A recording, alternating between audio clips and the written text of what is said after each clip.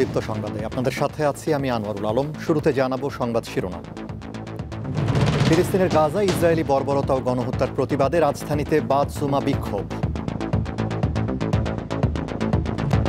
সারা বিশ্বের মুসলমানরা প্রয়োজনে ইসরায়েলকে তো উৎখাত করবে, আমেরিকার মৌলিকতাও ভেঙে দিবে, এরপরেও এই যুদ্ধ বন্ধ করতে হবে।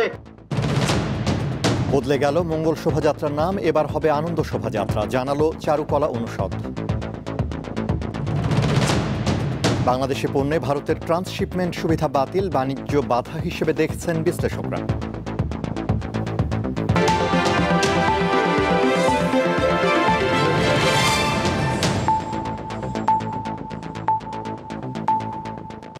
এবারে বিস্তারিত। ফিলিস্তিনের গাজায় ইসরায়েলি বর্বরতা ও গণহত্যার প্রতিবাদে আজ ঢাকার বাইতুল মোকাররম মসজিদের সামনে বিক্ষোভ করেছেন মুসল্লিরা। জুমার নামাজ শেষে মসজিদের উত্তর গেটে ফিলিস্তিনে ইসরায়েলি হামলার প্রতিবাদে এ বিক্ষোভের আয়োজন করা হয়। এ সময় ফিলিস্তিনি ইসরায়েলের হামলাকে মানবতা বিরোধী অপরাধ উল্লেখ করে এর বিচার দাবি করেছেন ইসলামী যুব আন্দোলন বাংলাদেশের কেন্দ্রীয় সভাপতি AKM আতিকুল।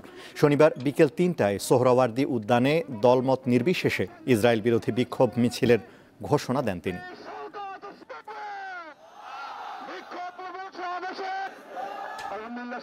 সারা বিশ্বের মুসলমানরা প্রয়োজনে ইসরায়েলকে তো উৎখাত করবে, আমেরিকার মৌলিকতাও ভেঙে দিবে, এরপরেও এই যুদ্ধ বন্ধ করতে হবে এবং ফিলিস্তিন মুক্ত করতে হবে, বাইতুল মুকাদ্দাস মুক্ত করতে হবে, তাহলেই আমাদের এই বিক্ষোভ থামবে। আমরা কি করতে পারি? আমরা আমাদের সেই ফিলিস্তিনের ভাইদের প্রতি সংহতি জানিয়েছে রাজপথে নেমেছি, আহ্বান করছি অতি দ্রুত যুদ্ধ বন্ধ করুন। রাজধানী সহ দেশের বিভিন্ন স্থানে বিকেলে ভূমিকম্প অনুভূত হয়েছে। বিকেল 5টার দিকে অনুভূত হওয়া এই ভূমিকম্পের মাত্রা ছিল রিখটার স্কেলে 4। আবহাওয়া অধিদপ্তরের ভূমিকম্প পর্যবেক্ষণ ও গবেষণা কেন্দ্র জানায়, এই ভূমিকম্পের উৎসস্থল ছিল ব্রাহ্মণবাড়িয়া ও হবিগঞ্জের কাছে বাংলাদেশ ও ভারতের সীমান্ত এলাকায়।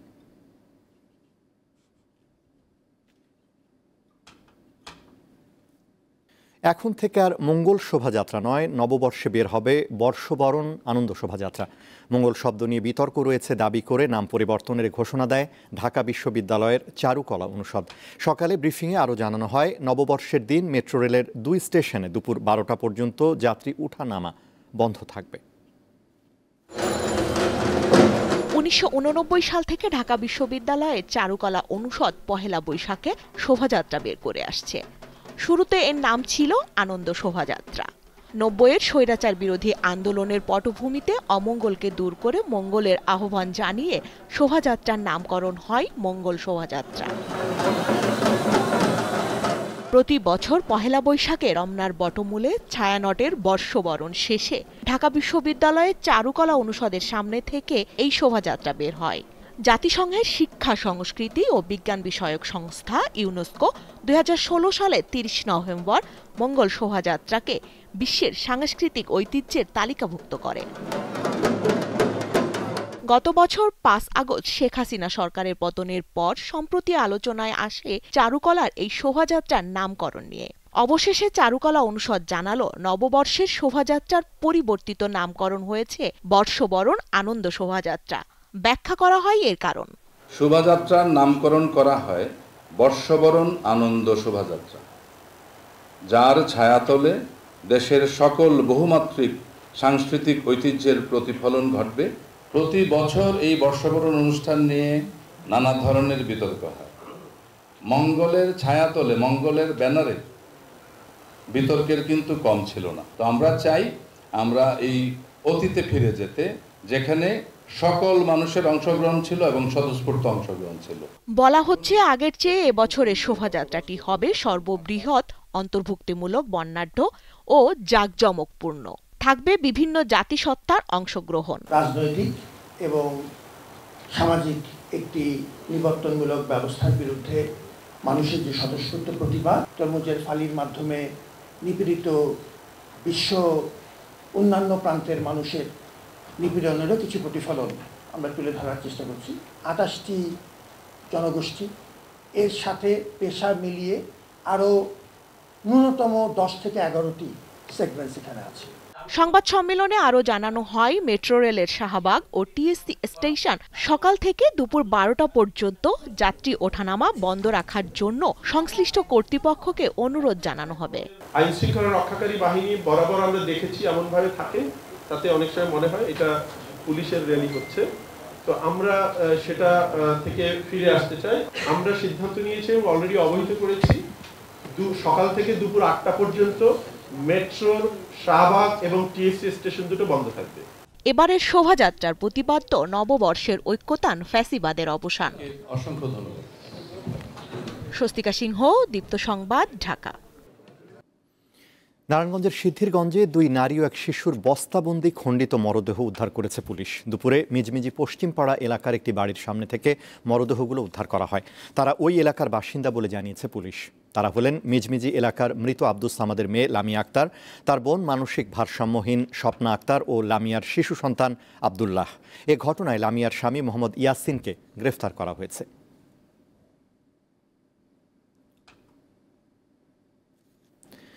ভারতের ট্রান্সশিপমেন্ট সুবিধা বাতিলকে বাণিজ্যে বাধা হিসেবে দেখছেন বিশ্লেষকরা। তারা বলছেন, এতে আমদানি রপ্তানির জটিলতা যেমন বাড়বে, তেমনি বাড়বে খরচ। বিশ্লেষকদের পরামর্শ, ট্রান্সশিপমেন্টের বিকল্প পথ বের করার পাশাপাশি নিজেদের সমুদ্র, স্থল ও বিমানবন্দরগুলোর সক্ষমতা বাড়াতে হবে। 2020 সাল থেকে বাংলাদেশকে তৃতীয় দেশে পণ্য রপ্তানির জন্য ট্রান্সশিপমেন্ট সুবিধা দিয়ে আসছিল ভারত। এতে নেপাল ও ভুটান সহ কয়েকটি দেশে পণ্য আমদানি রপ্তানিতে খরচ কমের পাশাপাশি সময়ও বাঁচত। একই সঙ্গে ট্রান্সশিপমেন্টের মাধ্যমে ভারতের দিল্লি এয়ারপোর্ট ও কলকাতা বন্দর এবং কলকাতা বিমান কার্গো কমপ্লেক্স ব্যবহার করে বেশ সুবিধা পেত বাংলাদেশের গার্মেন্টস ব্যবসায়ীরা। ভারত জানিয়েছে, বিমানবন্দর ও স্থলবন্দরগুলোতে পণ্য জট সৃষ্টি, রপ্তানি বিলম্ব ও খরচ বৃদ্ধি পাওয়ায় ট্রান্সশিপমেন্ট বাতিল করা হয়েছে। তবে এমন সিদ্ধান্তের পিছনে দুদেশের সম্পর্কে টানাপোড়েন ও ভূরাজনীতির কোনো ইস্যু থাকতে পারে বলে মত বিভিন্ন মহলের।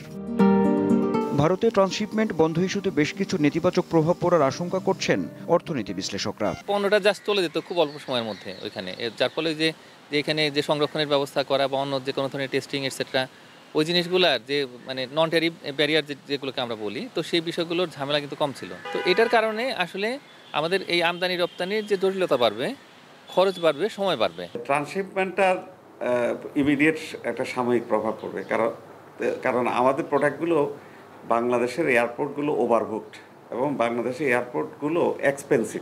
বিষয়টিকে ইতিবাচক হিসেবে নিয়ে নিজেদের রপ্তানি সক্ষমতা বাড়ানো ও দুদেশের মধ্যে আলাপ আলোচনার পরামর্শ বিশ্লেষকদের। ভারত যেই কারণেই করুক, এটা যেহেতু ওরা বন্ধ করে দিয়েছে, আমরা এখন বাধ্য হবো আমাদের এই দুর্বলতাকে সমাধান করার জন্য। এটার সমাধান পিন্ডি এয়ারপোর্ট নিয়ে বা করাচি এয়ারপোর্টে নিয়ে শিপমেন্ট করাটা নয়, আমাদের এয়ারপোর্টকে ইফিশিয়েন্ট করাটাই হলো আসল সমস্যার পার্মানেন্ট সমাধান। এবং অন্যান্য হয়তো ভূরাজনৈতিক বিষয় থাকতে পারে, তো সেগুলো তো আমরা জানি না যে আসলে কি হয়েছে, কিন্তু এই বাস্তবতায় আমাদের আসলে প্রথম দায়িত্ব হবে যে তাদের সঙ্গে একটু আলাপ আলোচনা করে এটা নিয়ে। ভারতের ট্রান্সশিপমেন্ট বাতিল ইস্যুতে স্বার্থ সংশ্লিষ্ট অন্যান্য দেশগুলোকেও এগিয়ে আসার আহ্বান জানিয়েছেন বিশ্লেষকরা। আনোয়ার হোসেন, দীপ্ত সংবাদ, ঢাকা। উত্তাপ বাড়ছে সবজির বাজারে। গ্রীষ্মকালীন সবজির দাম যেমন চড়া, তেমনি শীতকালীন সবজির সরবরাহ কমে আসায় ক্রেতাকে গুনতে হচ্ছে অতিরিক্ত অর্থ। নববর্ষের আগ মুহূর্তে আগুন ইলিশের দামেও। এছাড়া বেড়েছে চালের দাম।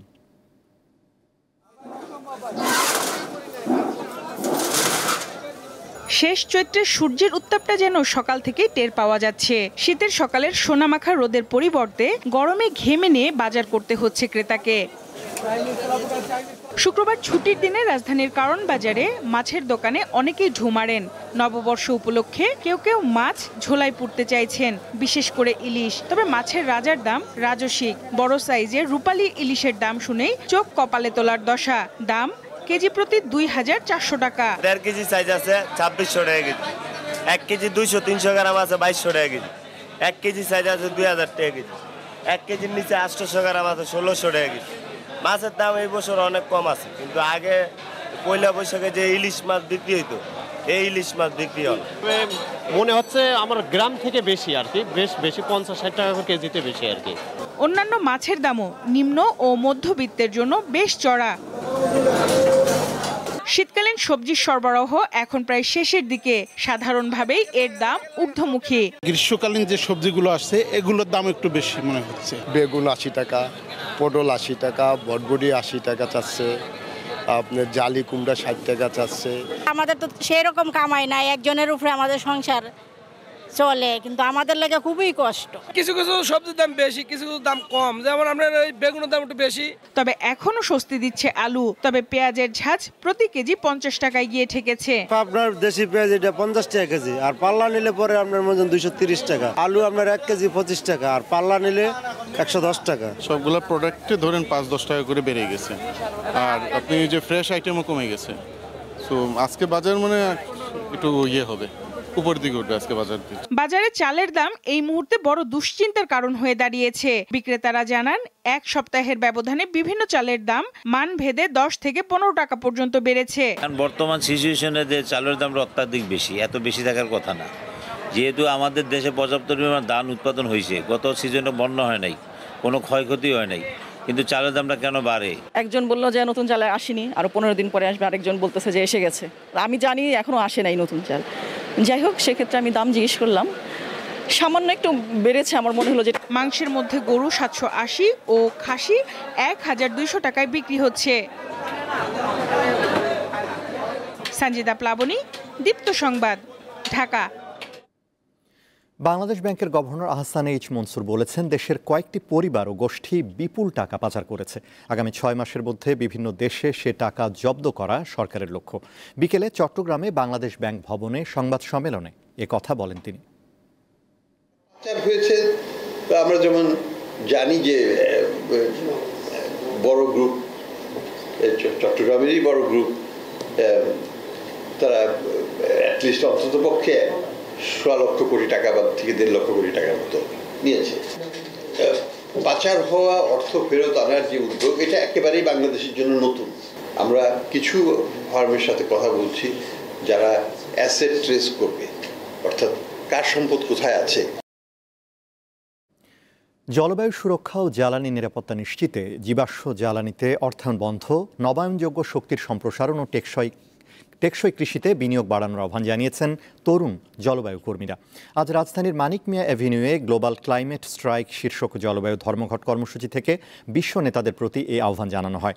অ্যাকশন এইড বাংলাদেশের যুব প্ল্যাটফর্ম ও অ্যাক্টিভিস্টা বাংলাদেশের সহযোগিতায় এ আয়োজন করা হয়। ফিলিস্তিনে চলমান অমানবিক যুদ্ধ বন্ধের আহ্বান জানান তারা। কর্মসূচিতে অংশ নেওয়া জলবায়ু কর্মীরা বলেন, উন্নত দেশগুলো জীবাশ্ম জ্বালানিতে অর্থায়নের মাধ্যমে জলবায়ু সংকট সৃষ্টি করছে। পুঁজিবাদী মানসিকতা থেকে জীবাশ্ম জ্বালানিতে অর্থায়নের মাধ্যমে পৃথিবীকে ধ্বংসের দিকে নেওয়া হচ্ছে।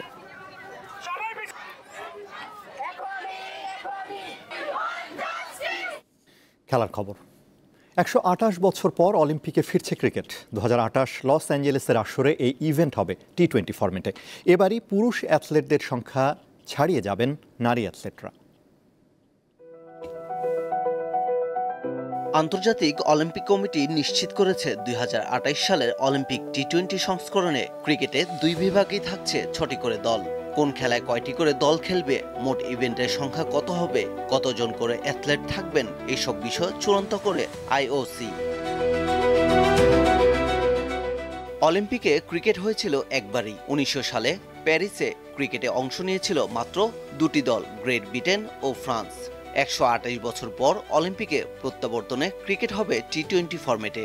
IOC জানায়, নারী পুরুষ 2 বিভাগেই থাকবে 6টি করে দল। প্রতিটি দলে 15 জন করে খেলোয়াড় থাকবেন। দল ও খেলোয়াড় সংখ্যা নির্ধারণ করে দিলেও কিভাবে দল বাছাই হবে সেটি এখনও চূড়ান্ত করতে পারেনি ICC। অলিম্পিকে ইতিহাসে প্রথমবার সংখ্যায় পুরুষ অ্যাথলেটদের ছাড়িয়ে যাবেন নারী অ্যাথলেটরা। লস অ্যাঞ্জেলেসে পুরুষ অ্যাথলেট থাকবেন 5167 জন, নারী অ্যাথলেট 5333 জন। মেয়েদের ফুটবলে দল বেড়ে 12 থেকে 16 হচ্ছে। অন্যদিকে ছেলেদের ফুটবলে 16 থেকে কমে অংশ নেবে 12টি দল। এছাড়া গলফ, জিমন্যাস্টিক, টেবিল টেনিস ও অ্যাথলেটিক্সে নতুন কিছু মিশ্র ইভেন্ট থাকবে লস অ্যাঞ্জেলেস অলিম্পিকে। পারভেজ খোকন, দীপ্ত স্পোর্টস। শেষ করব দীপ্ত সংবাদ, তার আগে সংবাদ শিরোনামগুলো জানাবো আরও একবার। ফিলিস্তিনের গাজায় ইসরায়েলি বর্বরতা ও গণহত্যার প্রতিবাদে রাজধানীতে বাদ-জুমা বিক্ষোভ। বদলে গেল মঙ্গল শোভাযাত্রার নাম, এবার হবে আনন্দ শোভাযাত্রা, জানালো চারুকলা অনুষদ। বাংলাদেশি পণ্যে ভারতের ট্রান্সশিপমেন্ট সুবিধা বাতিল বাণিজ্য বাধা হিসেবে দেখছেন বিশ্লেষকরা।